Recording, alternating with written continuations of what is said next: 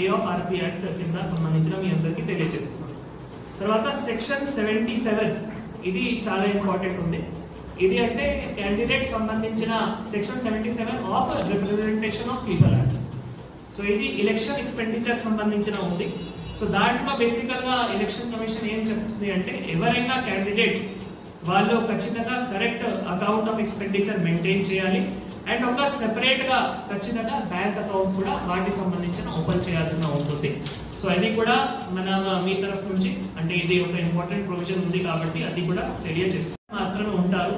So అయితే అది ప్రతి ఒక్క కాన్స్టిట్యున్సీలో ఒకటి టేకప్ చేయాలి అని చెప్పడం జరిగింది. So PWD managed polling stations 2 ఉంటాయి. తర్వాత విమెన్ మేనేజ్డ్ పోలింగ్ స్టేషన్స్ అంటే అక్కడ మొత్తం స్టాఫ్ మహిళా స్టాఫ్ ఉంటారు. సో అది కూడా ప్రతి ఒక్క కాన్స్టిట్యున్సీలో 5 ఉంటాయి. అంటే 2 కలిపి 10 విమెన్ మేనేజ్డ్ పోలింగ్ స్టేషన్స్ ఉంటాయి. Model polling stations